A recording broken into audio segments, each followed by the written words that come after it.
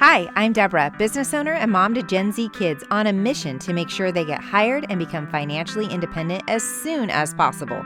If you're a parent wanting to get your kids hired or a new job seeker desperately trying to get hired, this show is for you, and I am so glad you're here.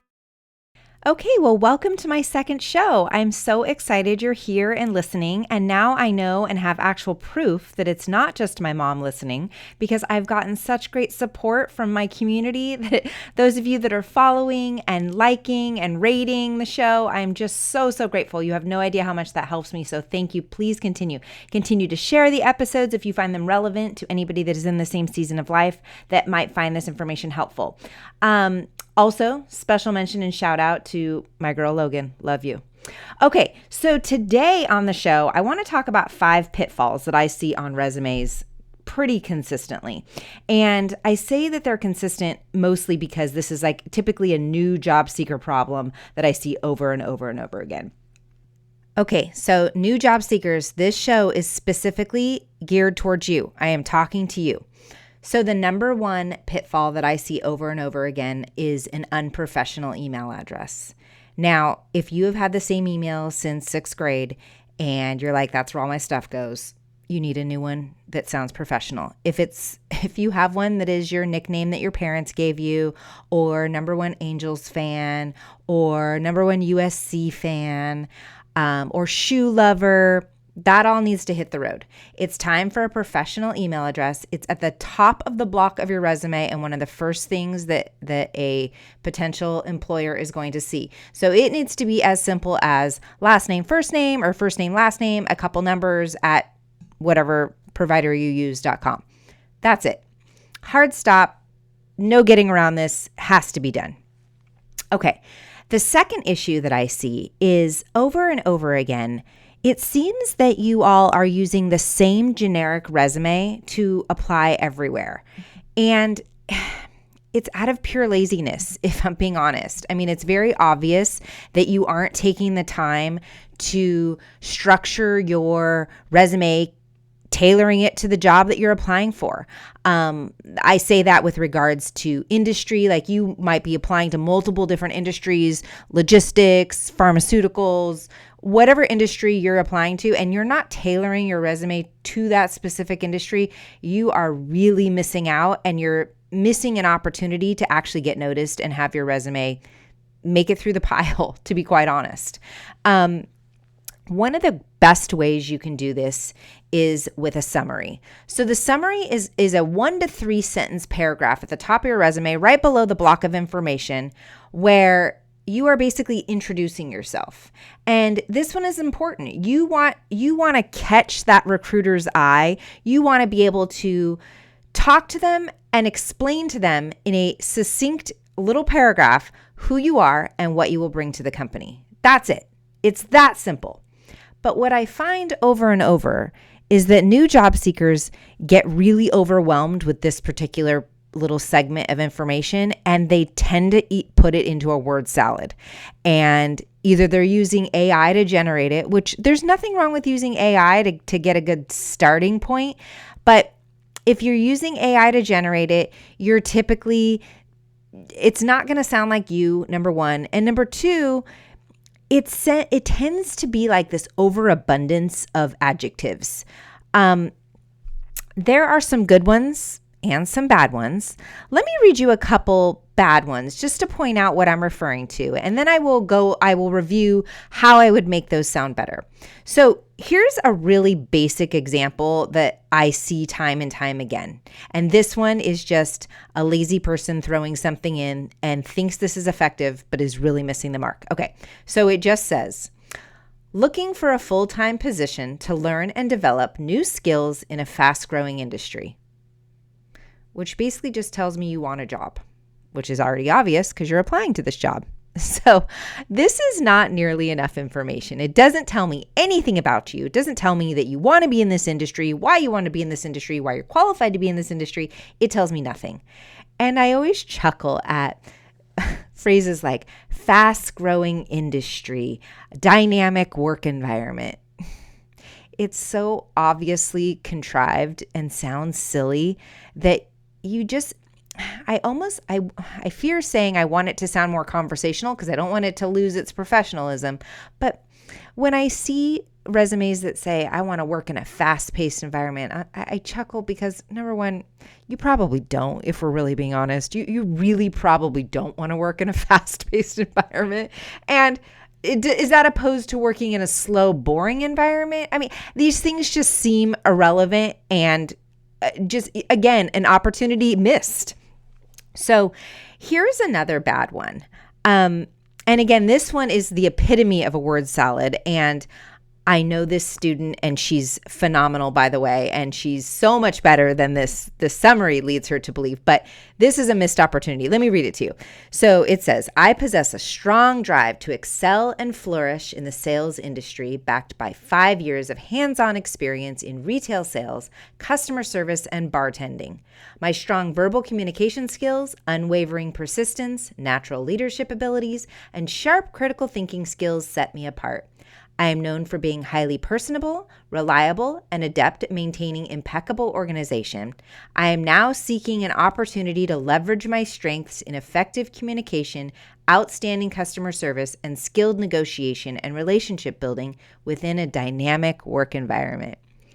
Okay, so that last sentence was such a missed opportunity because she says, I'm seeking an opportunity to leverage my strengths in effective communication, outstanding customer service, and skilled negotiation and relationship building.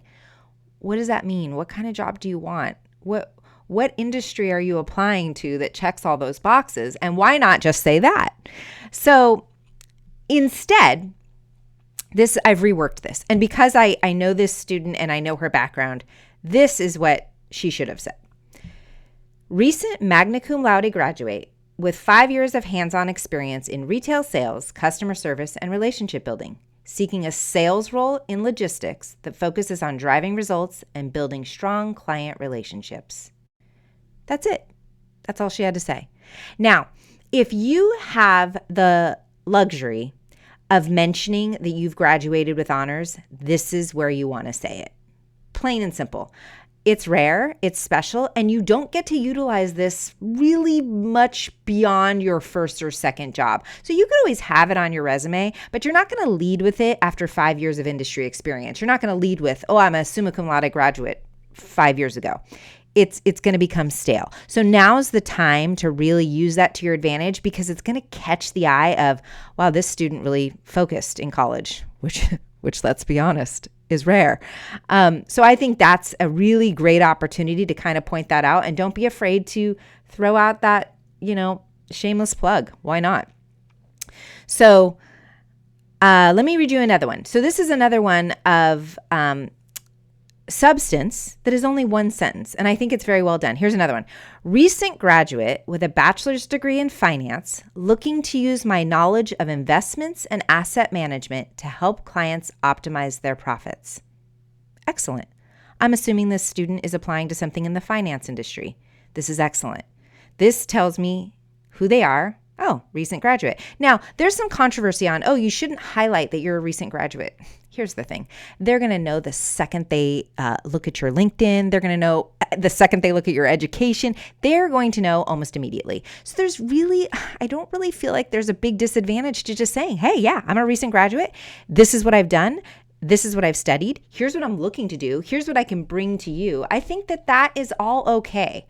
I know that Gen Z is very much discriminated against for many reasons, but the bottom line is you can't hide it. And going back to that content block on the top of the resume where your name and your email address and all of that is and your phone number, you also need to have your LinkedIn address up there. And the first thing they're going to do is go look at your photo, and they're going to look at where you went to school, and they're going to be able to put 2 and 2 together and figure out that you're a new graduate right away. So it is what it is. Just own it. Okay, so that really touches on kind of opening the resume with your strong summary that is focused and strategic and tailored to the job that you are looking to apply to. That being said, that means that you need to change and tweak that resume or that summary over and over for each industry that you're applying to. assuming you're staying in your lane in some respects, like if you want to be in sales, you want to be in sales. But for example, if you're applying to a pharmaceutical sales versus a logistics sales, the summary should read a little different, and you should make it specific for that industry. I really feel like it shows the potential employer you've taken the time to at least know what the heck you're applying to. What I see a lot of is the younger generation and the new job seekers just kind of panicking in this manic application process. And it's just not an effective strategy. You really need to consider some nuance and finding jobs that are going to be the right fit for you. I watched a TikTok recently of this young man that was super frustrated, and he was ranting and raving about how he had applied to over 100 jobs and hasn't gotten any interviews. And I chuckle because, first of all, I guarantee you he didn't tailor his resume 100 times. I mean, that's just silly. And likely you're not even qualified for those 100 different jobs. I mean, I don't know what your goal is there, but I can't imagine you're going to have any real success with that process. So I encourage you to seek something out that's a little bit more geared towards you. Do a little research on the company, do a little background check, see what might be a good fit, and then tweak your resume to kind of fit that niche. So that's a big one. An easy one is the length of the resume. Too long or too short. So I can tell you right out of the gate, the sweet spot for a new job seeker is 1 page. You likely do not have enough relevant experience, let it be volunteer or internship, to go beyond 1 page. And the worst thing is to go like 2 sentences beyond 1 page. That's just annoying. Tighten it up to 1 page. As a new job seeker, your resume, 1 page should be plenty. There are always exceptions to the rule, don't get me wrong, but in general, that's pretty accurate. Okay, we talked about not making your resume generic, how important the summary is. And then the last thing I'm going to touch on here, and this one should be just an absolute no-brainer, yet for some reason it isn't, and that's spelling and grammar. There is absolutely no reason for this ever. You need to be using every tool and resource under the sun, which is what your generation is great at. I know that you know all the resources out there, Grammarly, all the things.